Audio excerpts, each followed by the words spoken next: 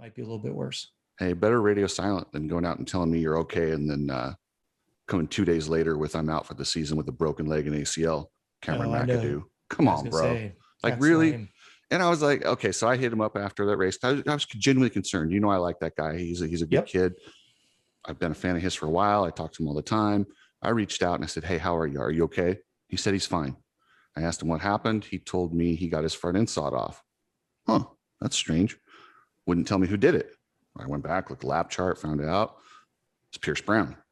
It was because Pierce Brown. Now, if you go back to Atlanta 2 or 3, when he crashed in the whoops, Pierce Brown's bike's laying on his head. McAdoo steps on his body to get to his bike while his head is underneath the bike. It was, I want to give him the benefit of the doubt, but dude, it was a bad look. And I'm sure Pierce was pissed about it. You don't hit someone that hard unless there's intent. I mean, did he mean to break his leg and tear his ACL? No, but I'm sure he was pretty pissed. But you can't do things like that without repercussions. And had Cameron just text me back, hey man, it's pretty bad. Can you keep it on the down low? You bet your ass I wouldn't have said a word.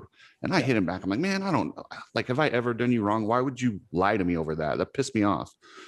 So now you lose. And I even told him he asked me if I would downplay the Pierce Brown incident because it's a bad look. It really is. And I did until I saw that he had lied to me. And then now I'm pissed. So it's just like, these guys don't know better. Well, and let's take it back just a little bit. And I'm going to need your help on the history of this. Wasn't it Jet Lawrence or was it Hunter Lawrence that had it? He went down with somebody, or maybe it was a different rider. He literally laid his bike down because the guy was stuck under the bike and he was in the heat of the race. I can't remember, and I'll do some research on it, but you know, there's a code of ethics at some point. The dude's head's underneath the bike. You at least get the bike off of him. You chuck the bike off him and then you get going. Then you never leave a guy underneath the bike unless there's a flagger already stepping in. But I don't want somebody to think that you're just on a rabbit trail about just stepping on him. You didn't even help him get his bike off of his head.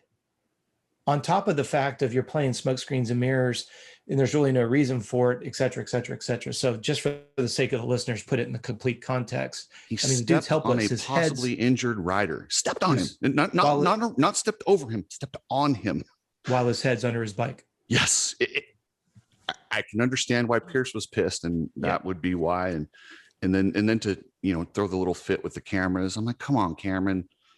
And I don't, it's tough for me because I know that he's a good kid. I do. I know he's a good kid. But I don't know where this is coming from or who's pulling at him, or you never know, or maybe he's just having a bad day, but he's had a bad run and it might cost him his career. I don't know that these injuries in succession, I'm sure Mitch will give him another chance because you can't show heart like he showed. I don't know. I hope he gets another chance at it. I hope he can turn around. Well, I'm going to disagree with you on that. You're better friends with him than I am. Fucking Marchbanks showed all kinds of heart and he didn't get re-signed. So I don't want to go there. But on the other side of it too, is it's like, look at Jordan Smith. He's had plenty of opportunities, continues to get hurt. And McAdoo's kind of fallen like a choo-choo train right behind him, emulating the same things. And let's not forget, hate to say it, but the leader of that team has pretty much been the driving with Forkner, hasn't had a successful season yet in Supercross. He hasn't finished 2 Supercross seasons in a row.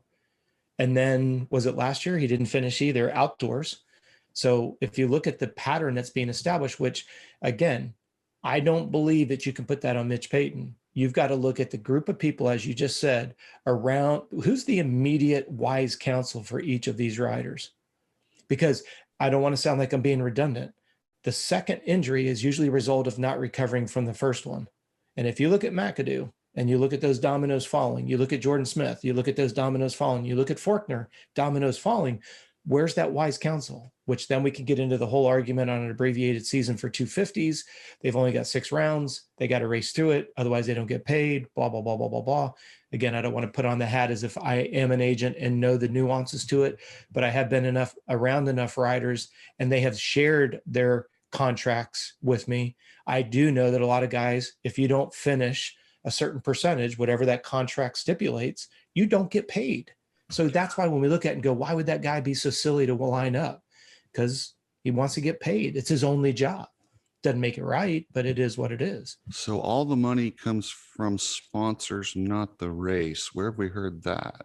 And so I don't want to, that's sponsor, a whole, yeah. Imagine a sponsor not actually paying the rider, or the team not paying the rider, even though the sponsor paid their bills. But we won't go there. No, I'll go there. Forrest Butler. There you go. We'll talk about it. Hey, maybe finish the conversation y'all started. That'd be a novel idea. Wait, with Forrest? Yeah. Yeah. Forrest, you're invited to come on the show. And let's not forget about on Vital, the headline that says Butler Brothers MX and Matt Bonney finished third at Daytona. Okay. That's interesting. Let me just get the listeners caught up because they probably don't know what we're talking about. Okay, so I've been very vocal about where's Blake Baggett. I don't know where Blake Baggett is. I text him. He's not racing. He said he didn't get paid. Did not give me any details. It's legal issues. I was told it's allegedly $900,000. So Forrest Butler actually reached out to me. I didn't have his info. We started talking. He said it parted amicably. Well, amicably means both guys are happy. Clearly, Blake's not happy. So essentially, instead of, he's just lying to me. And I said, well, yeah. And then I did more research and found out there's more guys and your team has a history of this type of behavior. And I said, what about Matt Bonney not getting paid for Daytona when he got third? And I was told, this is an old rumor, a lot of people know this, and I think it's more than a rumor, that he didn't get paid. Well, I hit Forrest up and he said, no, that's not true. He didn't even ride for the team. When we did some research, I found a podium picture. There's a title, Butler Brothers on the podium at Daytona. Clearly he was on the team. I'm like, dude, how many times are you going to lie to me? And I told him, I said, listen, come on my show. Tell me Blake got paid and you parted amicably. I will shut the fuck up. You do that and I'm done. And I'll retract what I said. What did he do? Nothing. Just tell me the truth, or tell me on record that you paid the full amount and you parted amicably, and I'll shut the fuck up. That's it. Enough said. Enough said. Okay. Again, let's just reiterate for the listeners and for those that like to throw darts at us, which is fine. I don't have a problem with it. This is not a witch hunt. It's about asking why. Because when we hear it rumbling and then nobody wants to really get to the bottom of it, it's not about calling somebody out. It's just people like to create a facade that I'm such a good guy and I'm such a good guy and I'm always trying to do this and I'm trying to do that. And then you hear things that sometimes I question and go, did that really happen? And so I text you or Hopper, or I'll text another network of people that we all know. I'm just trying to get, first of all, did that really happen? And then if it did happen, why did it happen? Why is it allowed to continue to happen? So if you think that I'm sleeping with the enemy, if you think I've got a vendetta, if you think I'm out on a witch hunt, then probably you're part of the problem. I'm sorry. Well, and that's how there's a lot of snakes and dirty people in all sports. Absolutely. How do you get rid of them? When they do the dumb shit, you don't cover for them. You call them out. So if this had been brought to, public knowledge a long time ago, you really think these reputable sponsors would jump on a team when they know this is a history and a pattern of behavior, when there's another team who actually needs money, who's been the exact opposite in JGR and going above and beyond for their people? No chance. People, why are we losing these teams, these great teams? Because we're protecting the scumbags. That's why.